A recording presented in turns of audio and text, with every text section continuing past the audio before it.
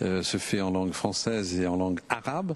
Est-ce que c'est une école qui, enfin d'abord qui marche bien? Et combien d'élèves vous avez? En fait, il y a une trentaine à quarantaine d'élèves, donc qui marchent depuis une dizaine d'années.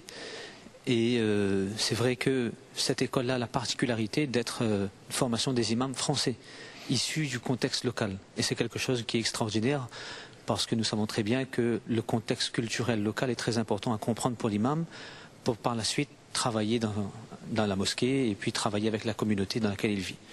Et puis, il faut savoir aussi que avec cette école-là aussi, on a d'autres écoles, d'autres jeunes qui vont dans d'autres pays étudier avec une diversité. Avant, c'était sur la tête de nos ancêtres en Inde, et aujourd'hui, on privilégie beaucoup le côté régional avec l'Afrique du Sud et l'Europe avec l'Angleterre. Il y a aussi, dans toutes les villes, il y a aussi un petit clin d'œil pour les femmes, donc les médersa des femmes, qui sont dans toutes les villes, donc le savoir est ouvert à toutes les femmes, et qui peuvent bénéficier surtout des compétences linguistiques des femmes pour la langue arabe, pour la langue ourdou, et d'autres sujets philosophiques. Alors la liaison est parfaite, monsieur l'imam, puisque notre invité c'est Samia Lokat, qui est d'origine de Saint-Pierre, qui a quitté La Réunion à 17 ans à peu près, 17 ans. Vous êtes parti donc en métropole, vous êtes parti à Paris. Vous avez fait des études brèves à Paris, mais des études beaucoup plus hautes en Angleterre. Et vous avez, je crois, un diplôme en langue arabe, et vous allez professer dans quelques temps, probablement à l'université de La Réunion. Est-ce que je me suis trompé? Non, non, pas du tout. Alors je me présente, docteur Samia Lokat, je suis spécialisée en langue et civilisation arabe.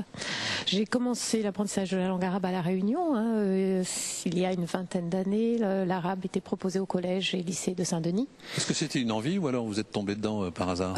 Je dois dire que c'était un envie. J'ai des origines syriennes du côté de ma mère, je ne sais pas, ça m'a attirée. Et puis l'apprentissage de la langue arabe se fait à La Réunion, à la médersa, dès l'âge de 4 ans, mais cet apprentissage concerne juste l'apprentissage de la langue, de manière à décoder le Coran, pouvoir réciter le Coran, mais ça ne touche pas les autres compétences telles que la compréhension orale, l'expression orale et écrite. Et donc c'était une envie d'aller approfondir. Donc j'ai étudié. Vous avez fait un livre, c'est une chose importante, c'est que vous avez fait un livre sur la thèse. J'y viens parce que j'ai commencé d'abord une maîtrise d'arabe à la Sorbonne à Paris, où là c'était essentiellement de la littérature arabe, moderne et classique. J'ai appris donc la langue arabe littéraire standard. Suite à ça, il a fallu des immersions totales dans les pays arabes. Donc j'ai fait une année en Syrie, une année en Tunisie, à l'université de Tunis. J'ai voulu continuer et travailler sur le Coran, et ça, je n'ai pas trouvé les enseignants adéquats à Paris. J'ai trouvé ça en Angleterre. Est-ce que une question qui peut se poser, comment vous vivez à la fois cette phase intellectuelle d'apprendre l'arabe avec la religion? Oh, c'est tout naturel. Je veux dire, il n'y a pas à s'adapter d'une manière ou d'une autre. Ayant vécu dans un pays tel que la France, la Réunion, dès mon enfance, donc l'islam était constamment présent, tout en vivant en Europe. Je crois que vous êtes très ouverte aussi. La transition a été parfaite, il n'y a eu aucun souci.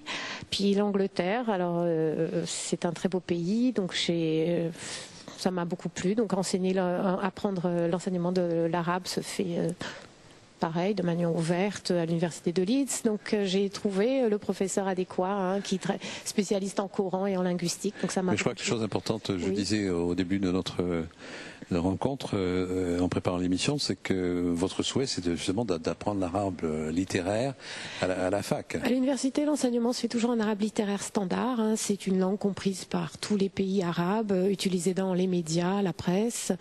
Puis à côté de cela, ça ajoute toujours un dialecte. Mais sur les 21 pays arabes, on a une vingtaine de dialectes. Il y a 2 grands groupes de dialectes. Monsieur Gangat, est-ce que ça peut faciliter justement la compréhension? Je veux dire, jusqu'à maintenant, c'était de l'hindou, c'était du pakistanais, c'était il y avait une espèce de mélange. Est-ce que cette unité de la langue arabe ça peut arranger les choses? Oui. C'est mieux se comprendre. Oui, c'était ni le pakistanais ni l'hindou, c'était l'ourdou en fait. Le gourdou, qui rejoint ces deux langues que vous avez dites. Et l'arabe, c'est quelque chose, c'est la langue, on va dire, l'arabe c'est la langue du paradis, c'est la langue du prophète, c'est la langue de l'Arabie, c'est la langue du Coran. Donc c'est cette langue-là qui nous permettra vraiment de vivre notre islam et de comprendre la parole de Dieu, on va dire, avec profondeur. Et c'est ce que Madame Locat a fait. C'est quelque chose de très bien parce qu'elle va mettre ses compétences linguistiques au service de la Réunion à travers des cours. Moi, je trouve ça formidable, en fait. Est-ce que vous avez une première approche sur les cours que vous allez donner? Il y a des pré-inscriptions, des inscriptions qui sont faites? Oui, on a voulu remettre un DU d'arabe, un diplôme universitaire qui forme des étudiants en 2 ans en arabe littéraire, en civilisation. Et alors c'était le grand mystère, puisque là ça avait été décidé au mois de juin qu'on ouvrirait une section arabe à condition qu'on ait 20 inscrits. Le 15 août, on a découvert qu'il y avait une trentaine d'inscrits, donc on est très contents. Pré-inscrits, donc si ces inscriptions se confirment, la section arabe devrait s'ouvrir le 12 septembre avec une réunion d'information le 6 septembre. Donc en vue de former des gens qui s'intéresseraient à la langue ou des gens qui ont déjà un niveau, qui aimeraient acquérir plus de bases, ou former ceux qui aimeraient continuer plus tard en métropole, continuer d'un cursus d'arabe. Voilà. Merci Madame Locat d'être venue, merci de nous avoir tracé votre parcours. Vous avez fait, donc je le disais tout à l'heure, un livre en langue anglaise. Ce qui serait bien, c'est que ça soit en français dans quelques temps. Oui, il se trouve que la thèse de doctorat a été présentée à l'université de Leeds en Angleterre. Non mais rien ne vous empêche de le traduire. Rien ne m'empêche. Il a été publié en anglais maintenant, il est en cours de traduction et j'espère que cela sera fait prochainement pour qu'il y ait un public plus large. Merci d'être venu, merci pour votre livre, merci également pour... Je vous en prie, je vous remercie de m'avoir invité. Monsieur Gangat, je vous propose maintenant de passer à autre chose, qui est tout à fait culturel. Ce sont des musiciens qui s'appellent les Kazoudas. C'est une série de chants religieux qui tirent leur origine d'Arabie et qui donnent des louanges à Dieu. Ces Kazoudas sont l'œuvre de la troupe Al-Amal et qui sont originaires du Port. C'est un sujet de Jean-Claude Toyir et de Mustapha Bourhan. Tous les week-ends, ces jeunes se retrouvent dans la cour d'une cité du port pour s'adonner à leur passion, les Kaswida.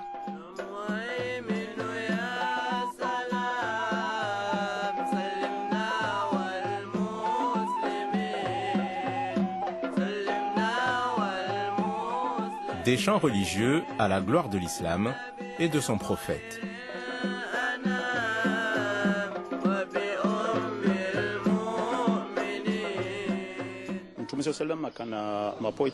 Le prophète avait ses propres poètes qui concevaient les Kaswida à la gloire de Dieu et de l'islam.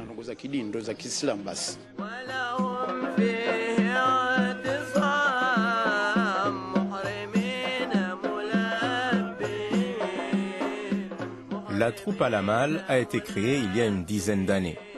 Son but, prolonger l'enseignement du Coran en impliquant les jeunes dans quelque chose de positif. Le fait de pratiquer ces chants tous les dimanches, ça leur permet d'augmenter encore davantage leur amour pour la religion et de faire en sorte qu'ils restent sur le bon chemin. À chaque fois, c'est des moments de plaisir, de bonheur, quoi, qu'on se retrouve, on se défoule un peu. Autour de la religion quand même. Voilà, autour de la religion, pas dévirer comme on dit en créole.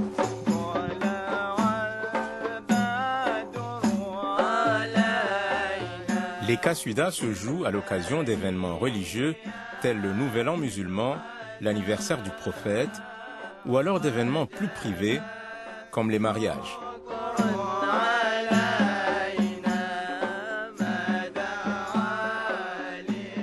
Voilà, Monsieur Gangat, on vient de voir ce sujet sur la musique. Est-ce que, la question qu'on peut se poser, est-ce qu'il y a des interdits sur la musique dans l'islam? Est-ce qu'on peut jouer de n'importe quoi? Est-ce qu'on peut chanter n'importe quoi? En fait, le chant, dans l'islam, il est recommandé même, mais c'est le chant qui ramène toujours à se souvenir et à ne pas oublier Dieu, en fait. Exactement comme le sens de la fête aujourd'hui. Il est teinté de spiritualité, donc le chant aussi, il est teinté de spiritualité avec l'instrument de musique qui peut être autorisé, c'est les instruments de percussion, comme le douf qui existait, fabriqué avec des peaux d'animaux, qu'on retrouve aussi aujourd'hui d'ailleurs à La Réunion. Chez les Maghrébins, on appelle ça bourguiba. Et puis, donc, ça, c'est les instruments de percussion qui sont autorisés. Et puis, il y a d'autres instruments qui, malheureusement, qui ne sont pas peut-être autorisés, mais qui sont, on va dire, joués dans différentes régions du monde. Ça, c'est en relation avec la culture du pays et qui peut être, on va dire, compris tout à fait.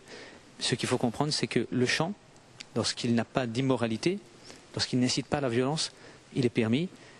Et sinon, vous savez très bien que dans toute tradition, tout ce qui incite à la violence et à l'immoralité est interdit. Merci Monsieur Gangat. Je voudrais peut-être souligner une petite précision sur la modernité, effectivement, puisqu'on parle de chant, de musique, etc.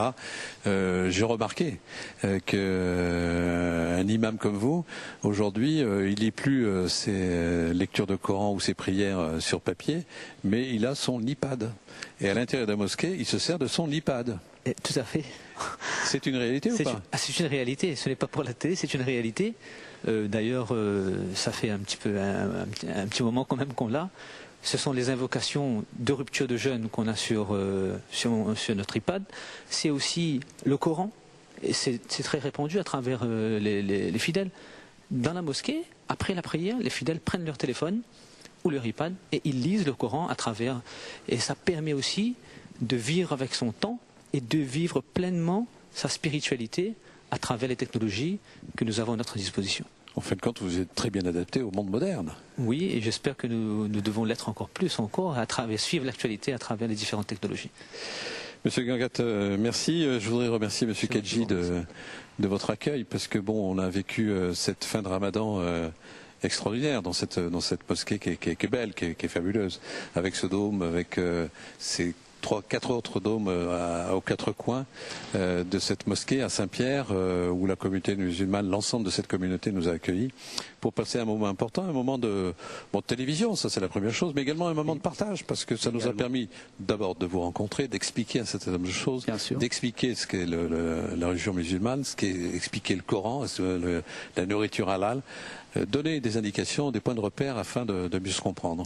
Il est essentiel de communiquer, de faire effectivement comprendre à l'ensemble de la communauté réunionnaise et au niveau national et international ces moments de Ramadan, ces moments de partage que représente le jour de l'Aïd. Et il est essentiel également de comprendre, et à travers vos sujets, on a pu aussi donc revoir qu'il y a un ancrage historique, culturel de cette religion musulmane à La Réunion, et il y a des sujets d'actualité qu'il faut s'accrocher à informer le public sur les tenants et les aboutissants d'un certain nombre de choses. Alors, ce qui s'est passé toute cette journée et qui va également se passer tout au long de la semaine, c'est-à-dire qu'on va se rencontrer, on va manger... Il est interdit de jeûner aujourd'hui. Donc, vous voyez, là, on vous a mis des gâteaux sur la table. On va faire un peu de digression et partir sur quelques sucreries. Ça va durer également pendant quelques jours. On va pas s'arrêter comme ça. Souvent, bon, on dit qu'il y a Eid, Vahid, Shahid, 3 jours qu'en fait. Mais aujourd'hui, c'est une journée centrale. Et puis 2 autres jours, on rencontre également la famille.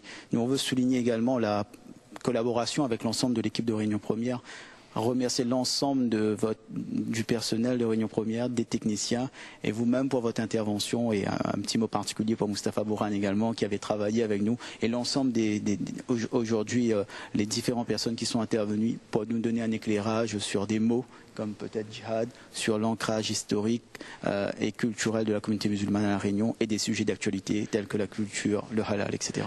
Mais plus les années passent, plus j'ai l'impression que les imams deviennent de plus en plus modernes, moi. Je me trompe ou pas? C'est peut-être une idée que vous aviez.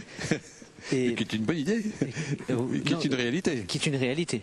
Et je pense que les imams doivent, on va dire, vivre avec leur temps, et pas seulement les imams, je veux dire dans toutes les communautés, que chaque, on va dire, ceux qui sont à la tête, qui vivent avec leur temps, pour pouvoir permettre à l'ensemble des fidèles de mieux faire profiter et de bénéficier de toutes les technologies spirituelles, bien sûr, qui sont mises à notre disposition. Et c'est quelque chose de très important, parce que nous sommes ouverts, nous sommes aussi sur Twitter, d'accord?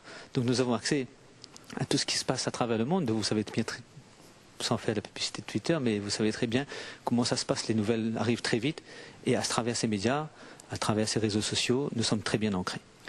Merci Monsieur l'imam, merci Monsieur Gangat, merci Monsieur Kedji, merci encore une dernière fois pour la communauté musulmane et puis cette mosquée de Saint-Pierre. Joyeux Eid à l'ensemble de la communauté et à vous aussi également, Pierre Gou. Merci à vous, merci et très bonne soirée à vous tous. Merci.